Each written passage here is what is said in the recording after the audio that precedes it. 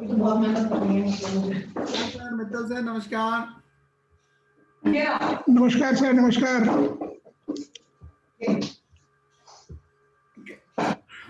Doctor Chittaranjan ji, how are you? Fine, first class. Oh, whole Alwar and whole batch 79 is worried about you, bhai, and I also got vaccinated on 16th. Right, very good, congratulations. आपके अलवर से doctor SC. Mittal साहब जुड़े हुए हैं। Boss नमस्कार boss. उन तक शायद आवाज नहीं पहुंच रही है, धीरे धीरे ही इज ट्राइंग। आपका वीडियो नहीं देख रहा चितरंजन, आपका वीडियो नहीं दिख रहा है। दिख रहा है बॉस का, दिख रहा है मुझे। ओके, नहीं आपका फोटो नहीं दिख रहा है। दिख रहा है ना बॉस, अभी दिख रहा है बॉस का फोटो दिख रहा है। हाँ, एस.सी. मित्तल बॉस का दिख रहा है ना? बॉस नमस्कार। Yes sir. नमस्कार क्या बॉस? सर सर सर बहुत सर। सारे दर्शक बॉस के। Thank you sir, good evening. कैसे हैं बॉस, कैसे हैं? हेलो बॉस, क्या हाल है? Chaudhary boss, IMA president sir, after a long time. Boss आज हमारे साथ डॉक्टर हस्तियां जुड़ी हुई है जिनको वैक्सीनेशन हो गया है और दुनिया के मार्केट में पता नहीं क्या क्या अफवाहें फैली हुई हैं कि इससे ये हो जाएगा और उससे वो हो जाएगा। और बल्कि चितरंजन ने तो वैक्सीन लगवाने से पहले अपने पूरे बैच में मैसेज भी डाला, भैया बता दो क्या क्या हो जाएगा।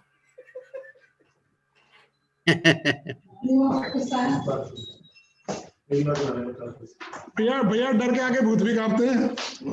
हाँ, नहीं, हेजिटेंसी का हाल ये है कि जहां 100 लोगों को बुलाया गया था, मेडिकल के लोगों को, उसमें से बॉस 30-40 ही पहुंच रहे हैं एक जगह पे। तो डॉक्टर राजेश बॉस हैं? वो असल में कुछ लोग जो अब्रॉड रहते हैं ना, वहां पर फाइजर लग रहा है, तो उन लोगों ने ये कह दिया कि फाइजर वाला बेटर है, ये मत लगवाओ, ये है वो, इस वजह से यहाँ कंफ्यूजन फैला है। हाँ, ये मतलब कंफ्यूजन फैलाना भी एक मार्केट है। हाँ बिल्कुल। तो आईएमए भिवाड़ी प्रेसिडेंट और सभी को, मित्तल सर को नमस्कार। Sir sir good evening. Good evening sir. आज मीटिंग में और फिर से पुराना वाला लग रहा है कि शायद अब फिर से वैक्सीनेशन का प्रचार करना पड़ेगा, पहले कोरोना से लड़ने का। बिल्कुल। क्योंकि कुछ ऐसा नहीं, पहले एसएमएस था, सोशल डिस्टेंसिंग, मास्क और ये 3 चीजें, उसका अब वैक्सीनेशन के लिए फिर प्रचार करो। बिल्कुल। तो भारत में अलग अलग भ्रांतियां फैलाई जाती हैं सर। कुछ वैसे मकसद से फैलाई जाती है, कुछ डर की वजह से। ये तो वो कंट्री है जहाँ पे कि वो चोटी काट के ले जाने की फैल जाती है और गणेश जाते हैं, तो इस तरह की अफवाहें वहाँ वैक्सीनेशन पे तो कुछ भी हो सकता है सर। ठीक कह रहे हैं आप। अफवाहों का देश है, अफवाहों का देश है। बस अफवाहों पे विश्वास करते हैं।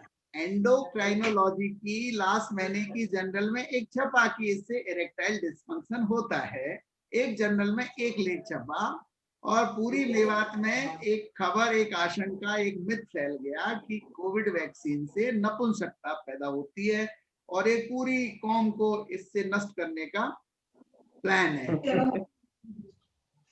मतलब सर वो तो कोई भी मेडिसिन का अगर अपन वो पूरा प्रिस्क्रिप्शन पढ़ लेंगे, उसके जो साइड इफेक्ट्स और वो स्लिप निकाल के पढ़ लेंगे, तो कोई दवा खा ही नहीं सकते। बिल्कुल बिल्कुल बिल्कुल।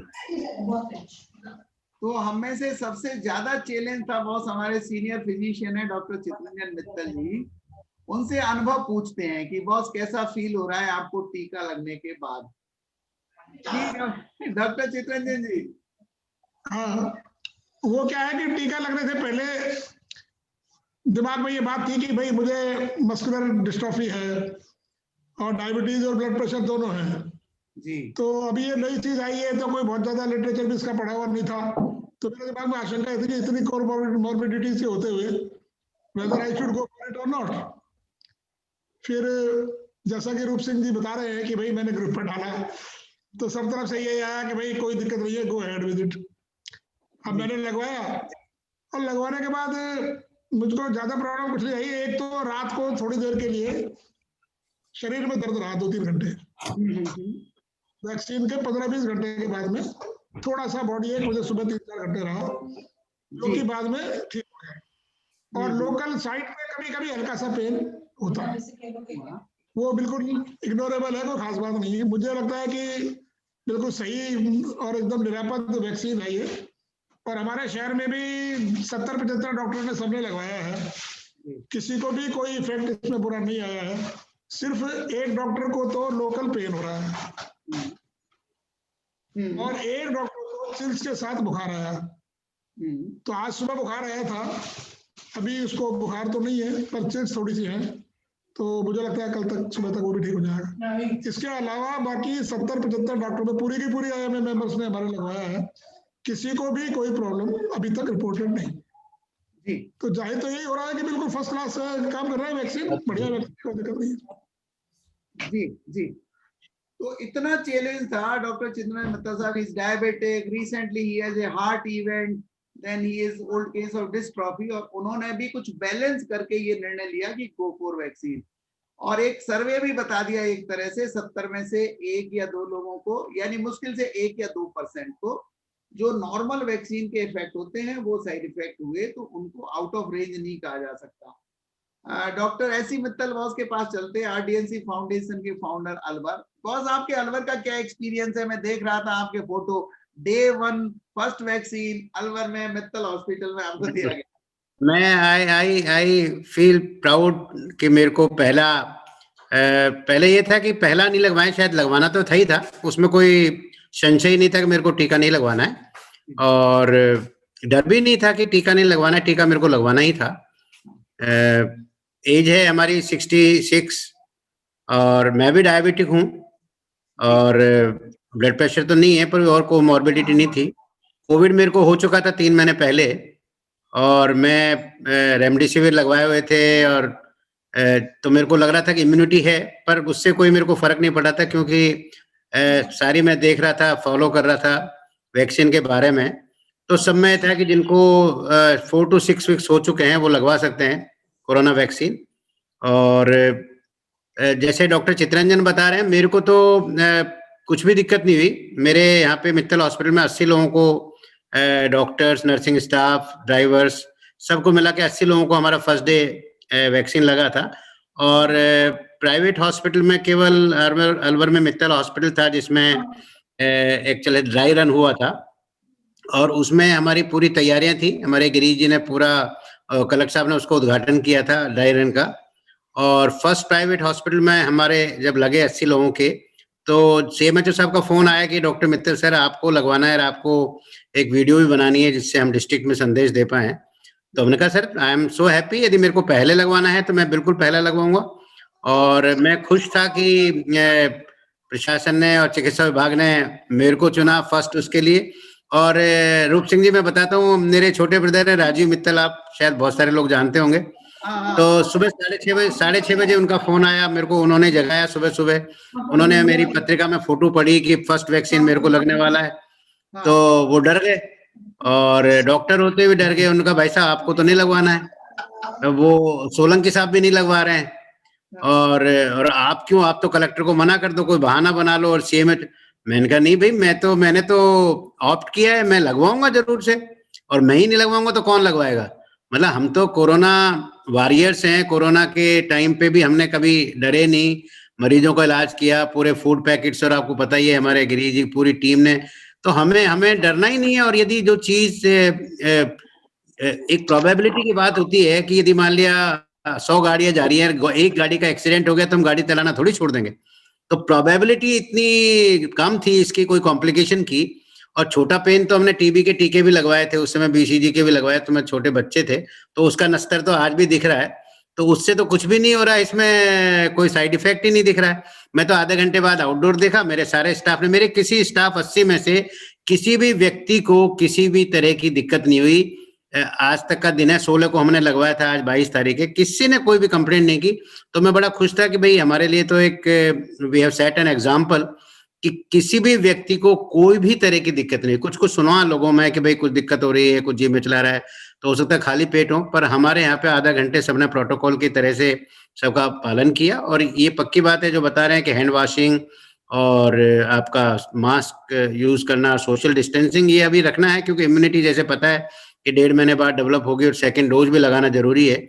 और सब लोग कहने लगे भाई पॉलिटिशियन लगा रहे हैं, प्राइम मिनिस्टर लगा रहे हैं, तो हम कहते हैं वी आर प्रिविलेज्ड कि आज हम कोरोना वॉरियर्स हैं, हमको पहले लग रहा है, तो we should feel proud and we should propagate this message कि इट इज क्वाइट सेफ। जैसे डॉक्टर चितरंजन का भी और आपका सबका जिन्होंने लगवाया उनका एक्सपीरियंस है। मेरा एक्सपीरियंस बहुत अच्छा है। मेरे को हल्का सा पेन सेकेंड डे हुआ, वो बस एक दिन थोड़ा रह गया, तो मुझे लगता है वो तो लोकल आपने इंजेक्शन लगवाया, चाहे टेटवेक लगवाएं, चाहे जॉबिड लगवाएं, चाहे कोई सा भी इंजेक्शन लगवाएं, हल्का सा पेन तो होना ही चाहिए। मतलब पेन है इसका मतलब इंजेक्शन लगाया नहीं, तो हो सकता है इंजेक्शन लगा ही नहीं हो, आपको प्लेसिबो ही हो, तो इसलिए वो तो अच्छी बात है कि आपको पेन हो रहा है, तो इसका मतलब इंजेक्शन आपको इंट्रामस्कुलर लगा है। तो मैं तो सबसे यही कहना चाहूंगा, और मैंने वीडियो भी डाला था अपने सोशल मीडिया पे, फेसबुक पे भी डाला था कि दिस इज क्वाइट सेफ, इसमें कोई डरने की बात नहीं है, पूरा आराम से नॉर्मल आदमी काम करता है। और जो साइकोलॉजिकली वीक है डॉक्टर रूप सिंह जी, वो तो जैसे आप बता रहे थे डॉक्टर चौधरी की अफवाहें तो बिल्कुल इंडिया में एक तरह से कहीं से भी कुछ बात हो जाए, गणेश जी को दूध पिलाना है तो मुझे लगता है पूरी दुनिया पिला देगी।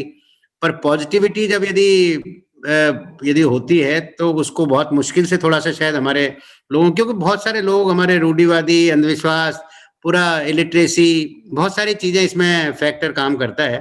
फिर पॉलिटिक्स, रिलीजन, कास्ट, कितनी सारी चीजें इसमें बीच में आ जाती हैं। पर एज ए मेडिकल फ्रेटर्निटी क्या मैं आदमी होते हुए सबको हम यही मैसेज देना चाहते हैं कि कॉमन पब्लिक इससे आगे आए, इसका फायदा उठाए। दूसरे कंट्रीज इंडिया से मंगा रहे हैं रूप सिंह जी, दूसरे कंट्रीज इंडिया एक्सपोर्ट कर रहा है अपने वैक्सीन, तो सब पागल तो नहीं है, और पूरे वर्ल्ड में वैक्सीन लग रहा है।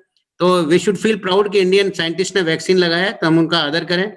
और बहुत मामूली साइड इफेक्ट पूरे लिटरेचर में आ रहा है, 0.1%, 0.2%, वो किसी भी वैक्सीन से हो सकते हैं, पोलियो से भी हो सकते हैं, मीजल्स से भी हो सकते हैं, टेटवेक से भी हो सकते हैं, बीसीजी से भी हो सकते हैं।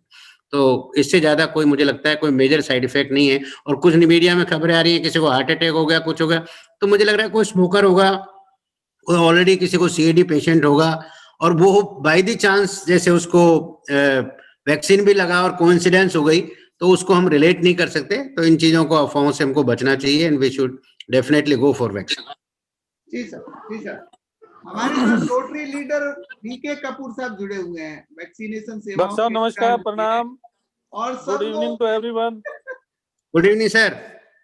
Very good evening sir. Kapoor साहब, पूरी दुनिया चाहती थी कि पहला वैक्सीनेशन या तो अमिताभ बच्चन जी को लगे या फिर राजनेताओं को लगे, और फ्रंट लाइन में डॉक्टर्स आ गए। डॉक्टर्स ने, आप देख रहे हैं, पूरे गौरव के साथ लगवाया भी। फिर भी एज ए नॉन मेडिकल आदमी, वीके कपूर साहब, रोटेरियन वीके कपूर जी, आप क्या सोचते हैं ये वैक्सीन के बारे में? दूर से बैठ के क्या सोच रहे हैं? सर ऐसा है कि लगवाएंगे हम भी जब हमारा नंबर आएगा। वैसे तो 50 से ऊपर की गिनती में हम जी, तो आने ही वाला है। अगला टर्म अपना ही है, आप लोगों के बाद अपना नंबर आने वाला जी। बाकी फ्रंट लाइन पे जो है वो बहुत जरूरी है जी। डॉक्टर्स का और पुलिस का इन्होंने काफी काम किया है, काफी सेवा की है, और इनका रिस्क भी ज्यादा है, इन लोगों को इसमें सराउंडिंग रहना पड़ता है, तो पहले उनका बनता है, हक है। मित्तल साहब ने एक बात कही थी कि भारत में तैयार, भारत के वैज्ञानिकों के द्वारा वैक्सीन है, नहीं तो आप कितनी कॉस्ट इस पे लगती अंदाजा नहीं लगा सकते। हमारे डॉक्टर चितरंजन मित्तल जी ने 2 बेस्ट सेलर किताब लिखी हैं, एक दिल पे लिखी है। डॉक्टर चितरंजन जी, अगर कॉस्ट को फैलाएं, मान लो हमारे यहाँ 30 करोड़ भी वैक्सीन लगने हैं, तो 30 करोड़ इंटू 1 वैक्सीन की कॉस्ट, एक आदमी में 2 लगने हैं तो 60 करोड़ हो गए। कितनी कॉस्ट अंदाजन खर्च हो जाती भारत की? खर्च तो अब भी होना है सर, ट्रांसपोर्टेशन अपने आप में बड़ी जबरदस्त है इसकी। सर, विदेशी कंपनियां जो अब अफवाहों का जो जंजाल फैला रही है ना, ये वो कंपनियां हैं जो हतप्रत रह गई कि ये तो हिंदुस्तान ने हमारा पूरा मार्केट ही स्वाहा कर दिया है। बिल्कुल बिल्कुल, दैट्स राइट। बहुत बड़े स्केल का मामला है ना जी, बहुत बड़े स्केल का मामला, हजारों करोड़ का मामला। डॉक्टर चित्रंजन जी का माइक खोलना। डॉक्टर चित्रंजन जी, हाँ डॉक्टर चित्रंजन आपका साउंड बंद है प्लीज। अशोक जी, मुकेश जी और इंजीनियर कटाना जी। हाँ यस सर, हेलो, अब आई आवाज? अब आई आवाज? आ रही है, आ रही है। हाँ आ रही है डॉक्टर तो चित्रंजन। ठीक है। तो अब मान लीजिए 1000 रुपए का फाइजर वाला 1100 रुपए का बता रहे हैं, अपन इंडिया वाले को मान लीजिए 800 रुपए का भी एवरेज माने, तो 30 करोड़ का 800 गुना आप देख लीजिए आप कितना हो जाएगा, इतने पैसे का खर्चा हो गया। और कई बहुत लाखों किस्मत करोड़। की बात ये है कि ये कई सब प्रांतों के विश्व। बजट के बराबर हो गया। हाँ, अब आप बताइए कि जबरदस्त।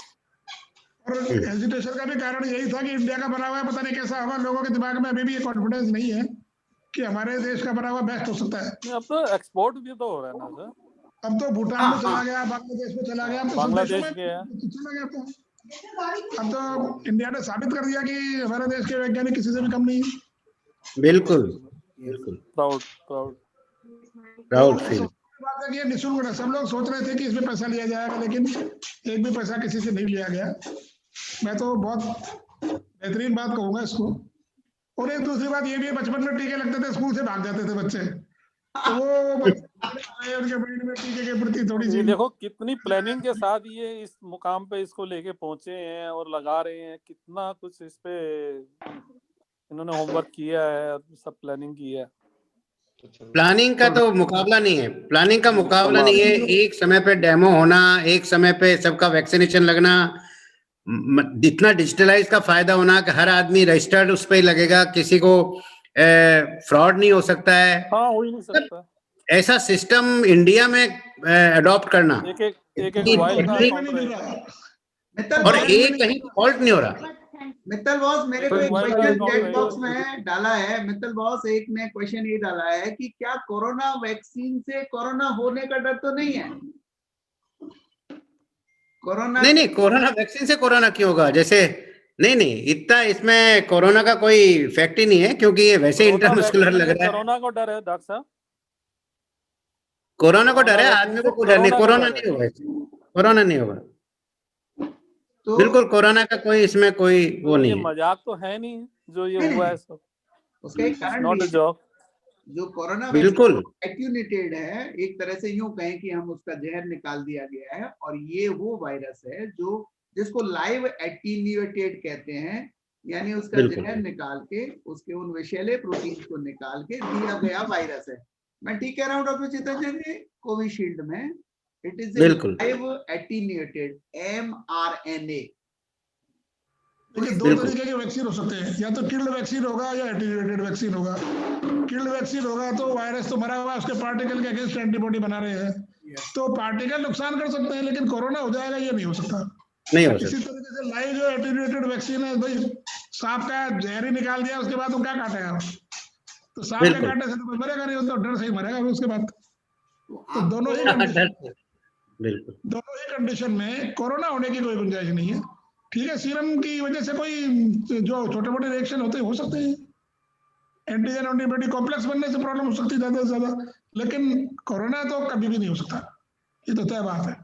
वेरी गुड बॉस, ये बहुत अच्छी बात आप बता रहे हैं, और वो बता रहे हैं जिनको टीका लग चुका है। लाइव फेसबुक पर आपको बहुत सारे लोग सुन भी रहे हैं, और डॉक्टर ये बात कह रहे हैं, तो निश्चित रूप से लोगों का मॉरल बढ़ेगा।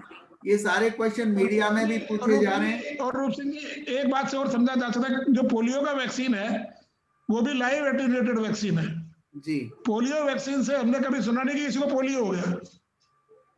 इतने सालों से पोलियो वैक्सीन लगता आ रहा है, किसी को पोलियो नहीं हुआ, तो इसका मतलब ये है कि जिसका वैक्सीन जो अगर वो वायरस जो है एटीन्यूएटेड है, तो वो बीमारी नहीं कर सकता कभी।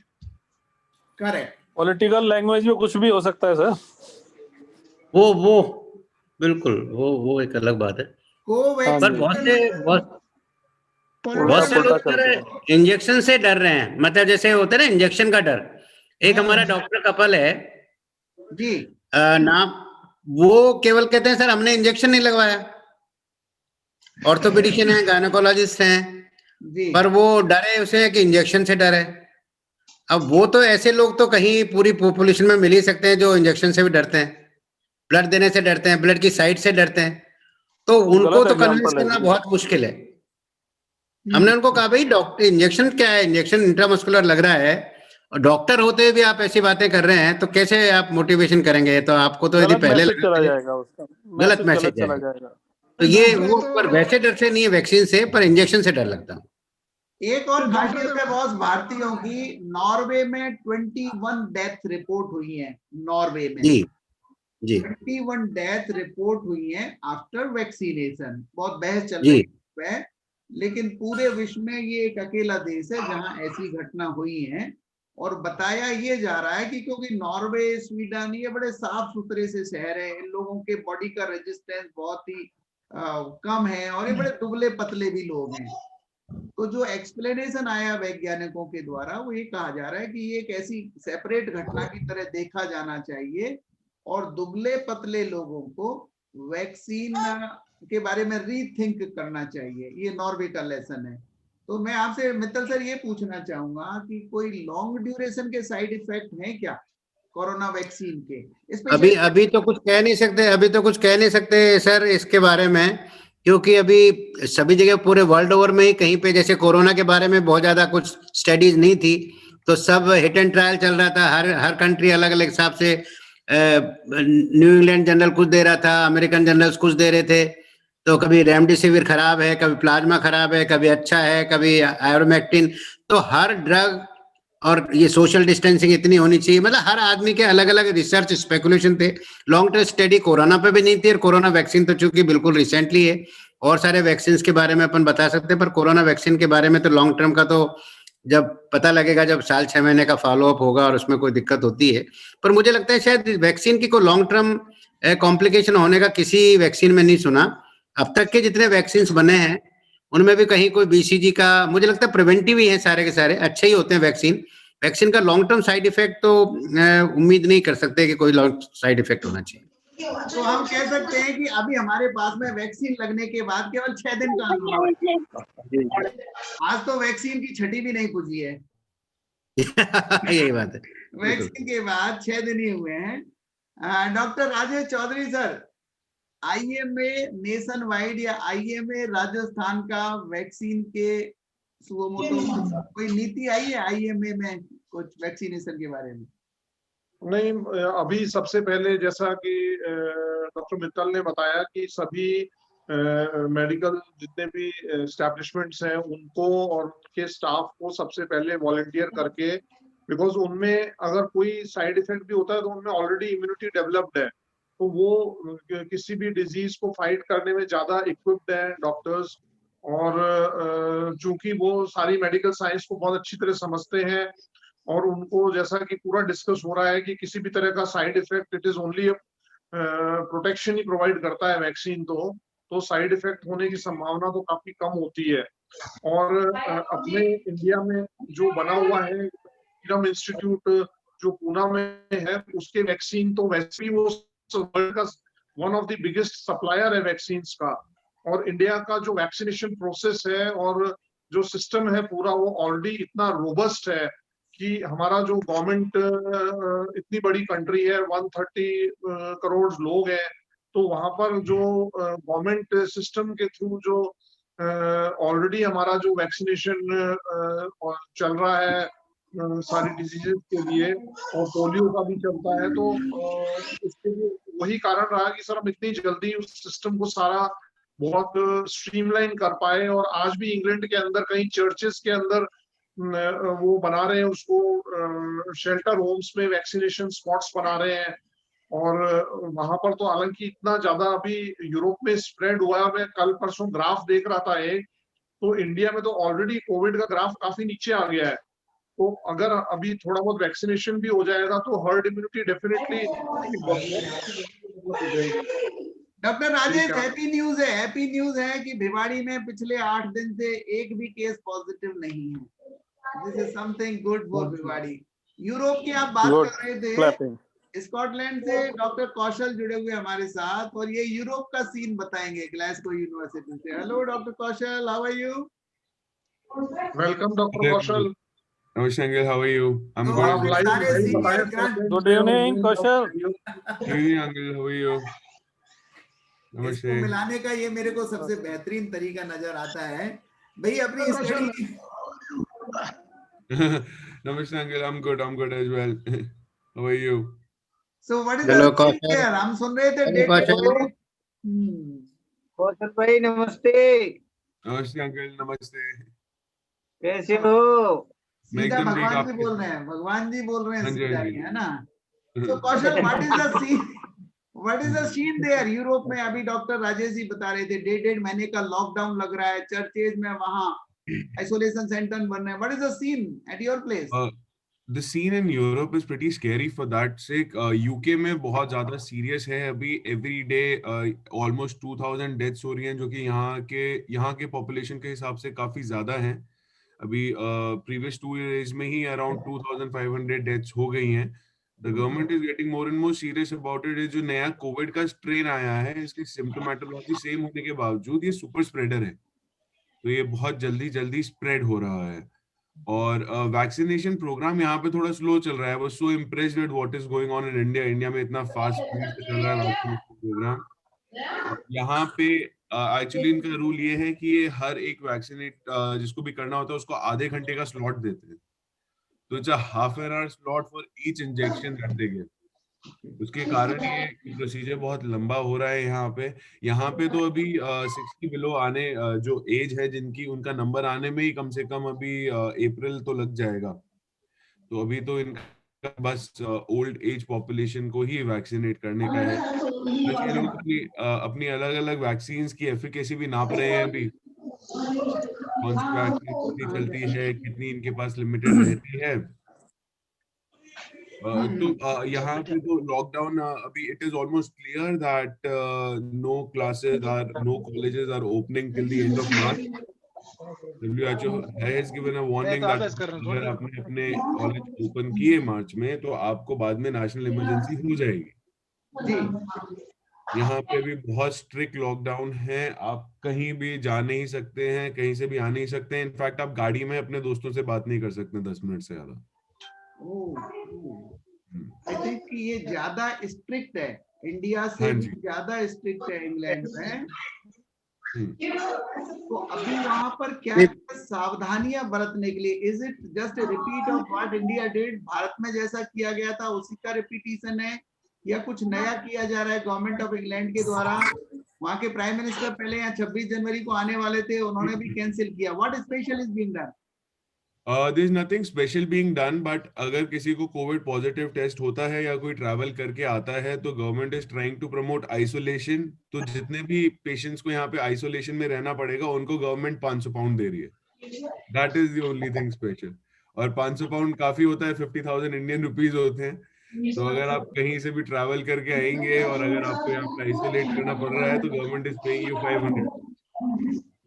Okay, financial assistance.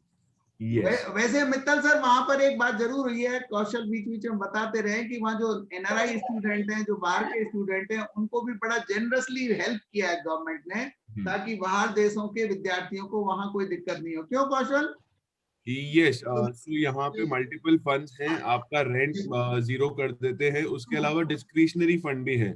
अगर किसी के पास पैसे की कमी है, उनको बस अपना अकाउंट यूनिवर्सिटी को मेल करना और यूनिवर्सिटी 1000 पाउंड की हेल्प कर देती है। 1000 पाउंड मतलब 1 लाख रुपए हो गया। ओके, तो इतनी हेल्प यूनिवर्सिटी आपको दे देती है कैश। कोई treatment protocol nation wide? There is no treatment protocol nationwide. The treatment protocol changes as per NHS centers here. जैसे हमारे इंडिया में पर्सनल प्रोटोकॉल चल रहे थे, वैसे ही हर NHS सेंटर के अलग प्रोटोकॉल चल रहे हैं। But if there is anyone working hard, तो यहाँ के नर्सेज की जो फ्रेटर्निटी है, they are working really hard. They are working 60 hours at a go because यहाँ पे नर्सिंग थोड़ा मेजर होता है। They are really helping people get over with it.